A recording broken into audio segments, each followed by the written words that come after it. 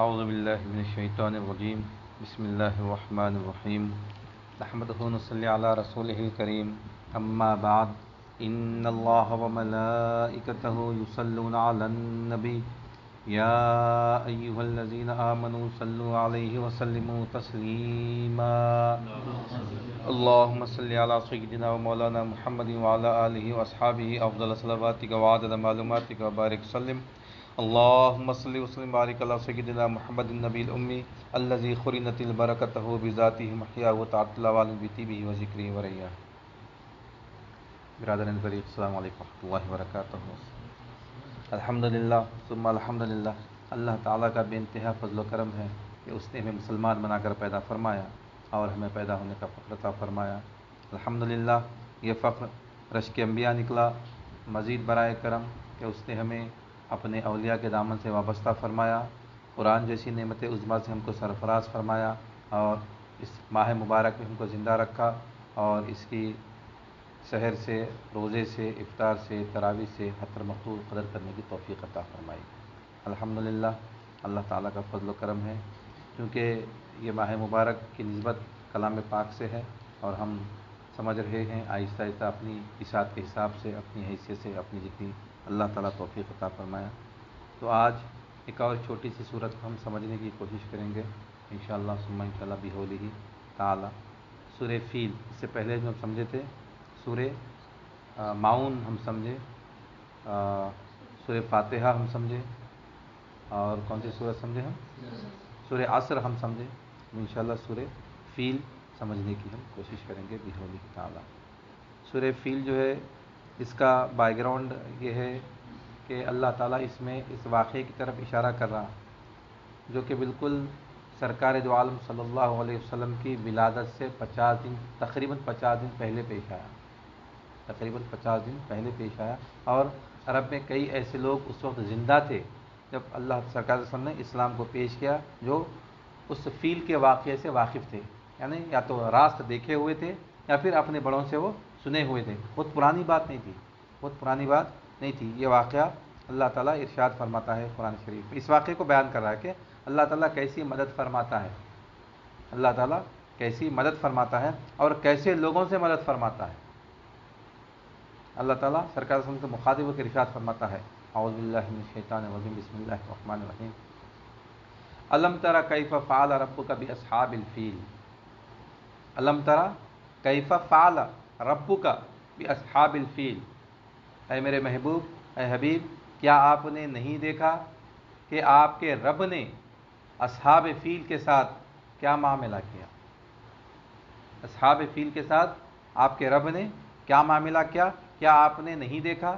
یعنی قرآن کی مخاطبت ہمیشہ سرکار دو عالم صلی اللہ علیہ وسلم یا پھر صحابہ اکرام کے لیے ہوتی ہے، لیکن اطلاق تمام کے لیے ہوتا ہے، اطلاق تمام کے لیے ہوتا ہے. تو اللہ تعالیٰ سرکار کے ذریعے پورے عرب کے لوگوں کو یہ بولنا چاہ رہا، کیا تم نہیں جانتے، کیا تم نہیں دیکھے کہ اصحاب فیل کے ساتھ اللہ تعالیٰ نے کیسا معاملہ کیا؟ میں نے کیسا معاملہ کیا تھا اصحاب فیل کے ساتھ جو کہ قوت لے کے آیا تھا کعبۃ اللہ کو ڈھانے کے لیے. میں نے کیسا معاملہ کیا؟ الم تری کیف فعل ربک باصحاب الفیل الم یجعل کیدہم فی تضلیل. یعنی اللہ تعالیٰ نے کیسے ان کی جو قوت تھی اس کو ختم کر دیا، ذلیل کر دیا، تباہ کر دیا، برباد کر دیا، ان کا مکر کو ختم کر دیا. ان کے مکر کو اللہ تعالیٰ ختم کر دیا. ان کی جو ہوشیاری تھی، ان کی جو پلاننگ تھی، وہ پلاننگ کو اللہ تعالیٰ پورا فیل کر دیا. اس کے بعد اللہ تعالیٰ ارشاد فرماتا ہے، الم تری کیف فعل ربک باصحاب الفیل الم یجعل کیدہم فی تضلیل ترمیہم بحجارۃ من سجیل وارسل علیہم طیرا ابابیل. وارسل علیہم طیرا ابابیل یعنی اللہ تعالیٰ نے بھیجے پرندوں کو، پرندوں کے جھنڈ اللہ تعالیٰ نے بھیجے. کیا کرتے تھے وہ لوگ؟ وارسل علیہم طیرا ابابیل ترمیہم بحجارۃ من سجیل یعنی پتھر کی چھوٹی چھوٹی کنکریاں وہ لوگ مارتے تھے. پتھر کی چھوٹی چھوٹی کنکریاں وہ لوگ مارتے تھے. اس کے بعد کیا بول رہا؟ اس کے بعد اللہ تعالیٰ کیا ارشاد فرما رہا؟ ترمیہم بحجارۃ من سجیل فجعلہم کعصف مأکول. اللہ تعالیٰ نے ان کو کھائے ہوئے، سوکھے ہوئے بھوسے کی طرح کر دیا. یعنی اللہ تعالیٰ اجمالاً واقعے کی طرف اشارہ کرا. اس کا واقعہ یہ ہے کہ ابراہا یمن کا ایک بادشاہ تھا. ابراہا یمن کا ایک بادشاہ تھا جو عیسائی تھا مذہب سے، لیکن عیسائیت پہ قائم نہیں تھا، بلکہ اس میں کئی اپنی عیسائیت کو مسخ کر دیا تھا، بالکل بت پرستی کے برابر ہو گیا تھا. وہ یہ چاہا کہ اپنے آقا کو خوش کرے، اس کا جو بڑا بادشاہ تھا اس کو خوش کرے. خوش کرنے کے لیے کیا کرا انہیں؟ اس کا ایک وعدہ کرا انہیں کہ میں ایک ایسا گرجا بناؤں گا، ایک ایسا عبادت خانہ بناؤں گا کہ تمام کے تمام لوگ آ کے اس عبادت خانے کی عبادت کرنا. یمن میں بنانے والا ہوں. بنایا، اتنا اونچا بنایا، عربستان کے لوگ کہتے ہیں اس کو ٹوپی گرنے والا بنیا. ایسا اونچا کر کے دیکھتے سر تو ٹوپی گرتی تھی، اتنا اونچا بنایا، بہترین بنایا. بنانے کے بعد سب لوگوں کو دعوت دیا کہ آؤ اس میرے گھر کی عبادت کرو، آؤ میرے گھر کی عبادت کرو. لیکن اللہ تعالیٰ چونکہ حضرت ابراہیم علیہ السلام کے دور سے پورے عربستان میں مکہ معظمہ کے لوگوں میں عظمت تھی، اور اسی کی وہ لوگ عبادت کرتے، حج جو کرتے تھے اسی کے لیے کرتے تھے. بہت کوشش کرا سمجھانے کی لوگوں کو کہ اس کو مت جاؤ، یہاں پہ میرے پاس آ جاؤ. تو دو واقعات یہاں پہ بات میں آتی ہے. ایک تو یہ کہا جاتا ہے کہ کچھ قریش کے لوگ، کچھ عرب کے لوگ اس کے عبادت خانے میں جا کے اجابت کر دیے، پاخانہ کر دیے، گندگی کر دیے. کچھ لوگ یہ کہتے ہیں کہ اس کو آگ لگا دی گئی، یا پھر بعض مرتبہ بعض لوگ کہتے ہیں کہ اس کے وزراء نے اس کو یہ مشورہ دیا کہ جب تک کہ وہاں کا کعبۃ اللہ ہے تمہارے کعبے کو کوئی نہیں گا، جب تک کہ اس کا طواف ہوتا رہے گا اس کا طواف کوئی نہیں کرے گا. تو اس کو غصہ آ گیا، انہوں نے بولا نہیں ٹھیک ہے چلو آج ہم اس کو اٹھا دیتے ہیں. اٹھانے کے ارادے سے یمن سے ہاتھیوں کی فوج لے کے آیا. اس لیے اللہ تعالیٰ اس کو اصحاب فیل سے مخاطب کر کے فرما رہا، یعنی عربستان کے لوگ ہاتھیوں سے ناواقف تھے. ہاتھی یمن افریقہ کے بارڈر کا شہر ہے، ملک ہے، وہاں سے افریقہ میں تو ہاتھی بہت زیادہ ہے، ہاتھیوں کی فوج. یہاں پہ عربستان میں صرف اونٹ اور گھوڑے ہوا کرتے تھے. ہاتھی، اور روئے زمین پر سب سے طاقتور جو جانور ہے وہ ہاتھی ہے. تو ہاتھیوں کی فوج کو لے کر تقریباً 1000 ہاتھیوں کی فوج کو لے کر وہ کعبۃ اللہ کو اٹھانے کی نیت سے نکلا، اپنی پوری فوج کو لے کے آیا. روایتوں میں الگ الگ تعداد آتی ہے. کچھ لوگ کہتے ہیں کہ تقریباً 60,000 فوج اس کے ساتھ تھی، کچھ لوگ کہتے ہیں کہ 1000 ہاتھیوں کا لشکر اس کے ساتھ تھا، کچھ لوگ الگ الگ تعداد پر، لیکن ہاتھی اس کے ساتھ تھے. کئی ہاتھیوں کو لے کے وہ کعبۃ اللہ کو اٹھانے کے لیے آیا. جب کعبۃ اللہ کو اٹھانے کے لیے آیا، کعبۃ اللہ کے قریب پہنچا، پڑاؤ کیا وہاں پہ. کعبے کے کلید بردار سرکار صلی اللہ علیہ وسلم کے دادا حضرت عبد المطلب تھے، کنجی آپ کے ذمے تھی، آپ اس کے وہاں کے کلید بردار تھے، وہاں کے شیخ کے، وہاں کے سردار تھے. جب یمن کا جو بادشاہ ابراہا تھا انہیں آ کے وہاں پہ قیام کیا. قیام کرنے کے بعد اطراف کے اس کے جو فوجیاں تھے، اطراف کے جو اونٹ چرنے کے لیے جاتے وہ اونٹوں کو پکڑ کے لا کے رکھ لیے. تو ابراہا بولا، ایک اپنے میسیج کو بھیجایا، اپنے ایک آدمی کو بھیجا کے بولا کہ میرا مقصد تم سے لڑائی جھگڑا کرنا نہیں ہے، میرا مقصد تم سے لڑائی جھگڑا کرنا نہیں ہے، میں صرف کعبے کو اٹھانے کے لیے آیا ہوں. میں کعبے کو اٹھاؤں گا اور چلا جاؤں گا. تم اگر بیچ میں گئے تو تمہاری جان چلی جائے گی، نقصان ہو جائے گا. اپنی جانیں بچانا چاہتے ہو تو دور ہو جاؤ. میں صرف، میرا مقصد تم سے جنگ کرنا نہیں ہے، میرا مقصد کوئی کام کر تم سے لڑائی جھگڑا کرنا نہیں، میرا مقصد خالی یہ ہے کہ میں کعبے کو اٹھا دوں. بات کرنے کے لیے کسی آدمی کو بھیجاؤ. تو آپ حضرت عبد المطلب چونکہ سردار تھے، آپ قریش کے کلید بردار تھے آپ کعبۃ اللہ کے، آپ تشریف لائے. آپ جو ابراہا جو بیٹھا ہوا تھا، چونکہ سرکار رسم کے آپ سرکار رسم آپ کی پشت میں تھے، آپ کی پشت سے آپ عبداللہ کی پشت سے آپ ظاہر ہوئے، تو وہ جلال جو تھا وہ اب بھی آپ کے چہرے پہ تھا. جیسے ہی ابراہا آپ کو دیکھا عبد المطلب کو، فوراً اپنے مقام سے اٹھا اور اٹھ کے ان کا استقبال کرا، ان کے ساتھ خود بھی نیچے بیٹھا اپنی کرسی کو چھوڑ کے. آپ کی ہیبت اس پہ طاری ہو گئی. بولا کہ کیسے آئے ہو؟ تو عبد المطلب ارشاد فرمائے کہ میرے 200 اونٹ تھے جو تمہاری فوج نے پکڑ لیے ہیں، میں تم سے گزارش کرتا ہوں کہ میرے 200 اونٹ مجھ کو واپس کر دو. ابراہا بولا کہ میں آپ کو دیکھ کے بہت زیادہ جلا اس میں آ گیا تھا، آپ کے رواب میں آیا تھا، آپ اتنے روابدار، لیکن آپ کا رواب جاتا رہا. آپ اتنی بڑی چیز کو چھوڑ کے آپ نے 200 اونٹ کی بات کر رہے ہیں. آپ عبد المطلب ارشاد فرماتے ہیں کہ 200 اونٹ کا مالک میں ہوں، اس کا مالک اللہ ہے. اس کی حفاظت میرے ذمہ ہے، اس کی حفاظت اس کے ذمہ ہے. اس کی حفاظت میرے ذمہ ہے، اس کی حفاظت اللہ تعالیٰ اس کی حفاظت کرنے والا ہے، میرے اختیار میں نہیں ہے. میں میرے مال کی حفاظت کروں گا، میرے مال کا سوال کروں گا. ابرہہ کو غصہ آ گیا. ابرہہ بولا اب تو میں کسی بھی قیمت پہ اس کو ڈھا دوں گا، تمہارے اونٹ لے جاؤ. عبد المطلب آئے، اپنے اونٹوں کو لیے، اپنے آگے کعبۃ اللہ کو، پورے قریش کے لوگوں کو جمع کیے. جمع کرنے کے بعد کعبۃ اللہ کو قفل ڈال دیے. اللہ تعالیٰ سے رجوع ہوئے کہ بولے اے اللہ تو مجھ کو اتنی قوت دے کہ میں ابرہہ کا مقابلہ کر سکوں، مجھ کو قوت دے کہ میں ابرہہ کا مقابلہ کر سکوں، یا پھر اگر نہیں کر سکتا تو تیرے گھر کی تو حفاظت فرما. آپ پورے لوگوں کو لے کے پہاڑ پہ چڑھ گئے، پورے لوگوں کو لے کے پہاڑ پہ چڑھ گئے. اللہ تعالیٰ سے دعا کریں گڑ گڑا کے کہ مولا اپنے گھر کی تو حفاظت فرما، بیت اللہ اپنے گھر کی تو حفاظت فرما. آپ جیسے ہی وہاں پہ دعا کرے، ابھی کنجی ایسا زمین پہ نہیں گری چھوڑنے کے لیے، اللہ تعالیٰ نے ابابیل کو بھیجا. جھنڈ کے جھنڈ ابابیل کے آئے، یعنی ایک چھوٹی سی چڑیا، یعنی ہاتھی کے کان کے برابر بھی نہیں، یعنی ہاتھی کے کان میں انہیں جا کے واپس آ سکتی اتنی چھوٹی چڑی. اور اس کے دو پنجوں میں دو کنکریاں، اس کے چونچ میں ایک کنکری، اس کے دو پنجوں میں دو کنکریاں، اس کی چونچ میں ایک کنکری. ہر ہاتھی کے پاس ہر ہاتھی کے حساب سے 1000 ہاتھی، 1000 ابابیل، 1000 ہاتھی، 1000 ابابیل. جیسے ہی وہ آئے، اپنی جو چونچ کی جو کنکری تھی وہ چونچ کی کنکری چھوڑی.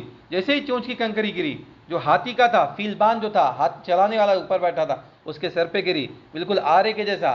بالکل ہاتھی، وہ جو فیلبان تھا انہیں اور ہاتھی دو حصوں میں تقسیم ہو گئے، ایک حصہ ادھر گرا، ایک حصہ ادھر. اس کی چونچ جو پنجوں میں جو دو کنکریاں تھیں، دو کنکریوں کو چھوڑی انہیں.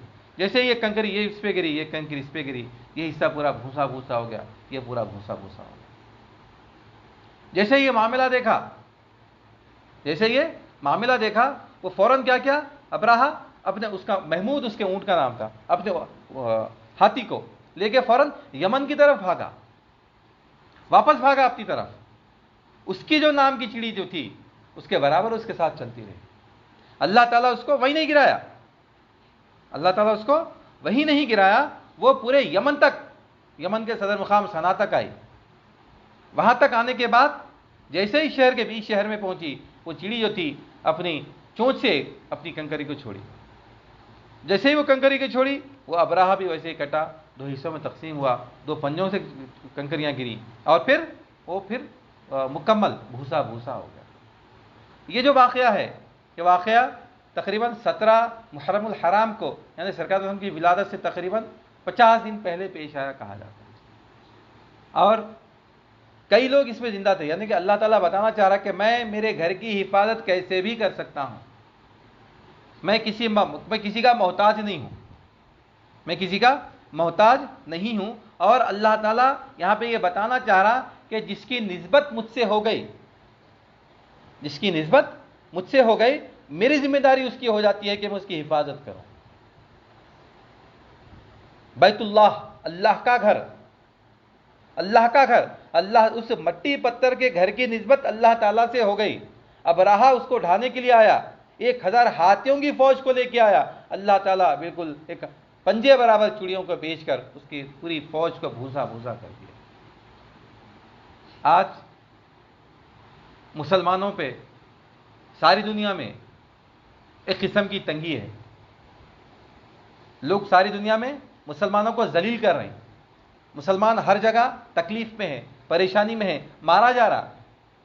بھائی تو عبداللہ ہے، ہم عبداللہ ہے، لیکن اللہ سے ہماری نسبت ہو رہی، لیکن جیسی نسبت ہماری ہونا ہے ویسی نسبت نہیں ہونے کی وجہ سے اللہ تعالیٰ کی نصرت ہمارے پاس نہیں آ رہی. ورنہ اللہ تعالیٰ کی نصرت کل جیسے ہم دیکھے 313 ہونے کے باوجود بھی 1000 پہ وہ لوگ غالب آئے. اللہ تعالیٰ قرآن میں ارشاد فرما دیا کہ جو لوگ کہہ دیتے ہیں کہ میرا رب اللہ ہے اور اس پہ ٹک جاتے ہیں، اللہ تعالیٰ ان کی مدد کے لیے فرشتوں کو بھیجتا ہے. یعنی اللہ تعالیٰ سے نسبت ہماری خوی ہونا، اللہ تعالیٰ سے نسبت ہماری خوی ہونا، بندہ بننا. جب بندہ بنے گا تو اللہ تعالیٰ پھر رب بنے گا. اس کے جو تقاضے ہیں وہ تقاضوں کو اپنے پورا کرے گا، ورنہ پھر ہم ان لوگوں میں شامل ہو جائیں گے ان کو اللہ تعالیٰ نے جہنم کی آگ کے لیے پیدا فرمایا۔ ہم نے کئی انسانوں کو اور اجنہ کو ہم نے دوزخ کی آگ کے لیے، پتھروں کو دوزخ کی آگ کے لیے پیدا فرمایا، ہم پھر ہمارا شمار بھی اس میں ہو جاتا، اس میں ہو جا رہا، کیوں؟ کیونکہ ہم اپنے مقام پہ قائم نہیں ہیں، ہم اپنے مقام پہ قائم نہیں ہیں، بندہ بندہ نہیں بن رہا۔ بندہ جب تک بندہ بنا اللہ تعالیٰ اس کی حفاظت فرمائے گا، بندہ جب اپنی بندگی کو چھوڑ دیں گا تو اللہ تعالیٰ پھر اپنی ربوبیت کو چھوڑ دیں گا، اس کی حفاظت کرنا اللہ کے ذمہ نہیں ہے۔ ہم اپنے آپ کو اللہ کے حوالے جب تک نہیں کریں گے، ہم اپنے آپ کو جب تک کہ اللہ کے حوالے نہیں کریں گے اللہ تعالیٰ ہماری حفاظت نہیں فرمائے گا۔ ہم جب تک کہ اللہ کو مالک نہیں بولیں گے، ہم مملوک نہیں بنیں گے، اللہ تعالیٰ ہماری حفاظت نہیں کریں گے۔ مملوک کا کام کیا ہے؟ مملوک کا کام یہ ہے کہ مملوک اپنے آپ کو اللہ کے حوالے کر دیتا، ملک اللہ کے منشا کے تحت استعمال کرتا۔ مالک اللہ تعالیٰ کو ہم بول رہے ہیں، اللہ تعالیٰ کو مالک بولے، ہم مملوک۔ مملوک کا کام کیا ہے؟ ملک اللہ کے منشا سے استعمال کرنا، جو دیکھو بولے وہ دیکھنا، جو سنو بولے وہ سننا، جو کرو بولے وہ کرنا، جہاں جاؤ بولے وہاں جانا ہے۔ یہ کیا ہے؟ یہ اللہ کی ملک اللہ کے حوالے کرنا ہے، اللہ کی ملک اللہ کے حوالے کر دینا، یعنی مولا جیسا بولا ہم ویسا کریں تو مولا کیا بولتا؟ پھر ہماری حاجتوں کو پورا کرتا۔ اللہ مالک ہے، ہم بول رہے ہیں، بولنے کے ساتھ ساتھ ہم فعل سے ثابت کرنا۔ کیا فعل سے ثابت کرنا؟ اللہ تعالیٰ بولا میں آنکھ کا مالک میں ہوں، تم یہ دیکھو، میں اس سے پہلے مثال دیا تھا کہ میں موٹر، میری پانی کی موٹر میری ہے، میں اس کا مالک ہوں، میں آپ کو دے رہا ہوں، میں بول کے دے رہا ہوں کہ بھائی 1 گھنٹہ چلاؤ، اس سے زیادہ مت چلاؤ۔ مالک کے منشا سے اگر چلیں گے، موٹر خراب بھی ہوئی تو میں بنوں گا۔ 1 گھنٹے کے بدلے میں 4 گھنٹے چلا رہے ہیں، 5 گھنٹے چلا رہے ہیں، موٹر خراب ہو گئی 2 دن میں، بھائی آپ خراب کر کے چلے گئے، آپ بنا لو، آپ اس کے ذمہ دار ہیں، پھر اس کی قیمت عطا کر دو۔ مالک کی مرضی سے اگر استعمال کرے تو ملک مالک کے حوالے ہے، مالک کے منشا کے تحت ہے۔ تو مالک کیا بولا؟ یہ دیکھو یہ مت دیکھو، تو جو دیکھنا ہے وہ دیکھنا، جو مت دیکھو بولے وہ نہیں دیکھنا، یہ سنو یہ سننا، نہیں سنو بولے نہیں سننا، یہاں جاؤ یہاں جانا، یہاں مت جاؤ نہیں جانا ہے، یہ کھاؤ یہ کھانا، یہ مت کھاؤ یہ نہیں کھانا۔ یہ اللہ کی ملک اللہ کے حوالے کرنا ہے۔ ہم مملوک بن گئے، جب ہم مملوک بن گئے اللہ تعالیٰ ہماری حفاظت کریں گے، جب ہم مملوک بنیں گے اللہ تعالیٰ ہماری حفاظت کریں گا۔ جیسے بیت اللہ کی حفاظت فرمایا اللہ تعالیٰ، عبداللہ کی بھی حفاظت کرے گا، لیکن عبداللہ بننا، عبداللہ بننا، جب عبداللہ بنیں گا تو اللہ تعالیٰ پھر برابر ہماری حفاظت کرے گا انشاءاللہ۔ ثم انشاءاللہ ہم کوشش کریں گے، اللہ تعالیٰ سے دعا کرتا ہوں کہ یا الہی العالمین جو کچھ بھی کہا گیا ہے، جو کچھ بھی سنا گیا ہے، کہنے والے کو سننے والے کو دونوں کو سمجھ قبول عطا فرما، ہر دو کے عمل میں اخلاص عطا فرما، تیرے محبوب کا صدقہ عنایت فرما۔ واسطے میں کہ یا الہی العالمین ہم کو عبداللہ بنا دے، ہم کو تیرا مملوک بنا دے، یا الہی العالمین ہم تو مالک ہے مولا، ہم مملوک ہے مولا، تیرے ملک تیرے حوالے کرنے کو توفیق عطا فرما، تیرے محبوب کا صدقہ عنایت فرما۔ ہم کو ہمارے شیخ کو دونوں عالم میں معزز ممتاز رکھ، ان کی دلی مرادوں کو پورا فرما، ان کے درجات کو بلند فرما، ان کی عمر اقبال میں ترقی عنایت فرما، انہیں صحت کاملہ عاجلہ مستقبلہ عنایت فرما۔ واسطہ نبی کریم صلی اللہ علیہ وسلم کا، ان اللہ و ملائکتہ یصلون علی النبی یا ایھا الذین آمنوا صلوا علیہ وسلموا تسلیما، اللهم صل علی سیدنا مولانا محمد وعلی آلہ واصحابہ افضل الصلوات وعدد معلوماتک وبارک وسلم۔ سبحان ربک رب العزة عما یصفون وسلام علی المرسلین والحمد للہ۔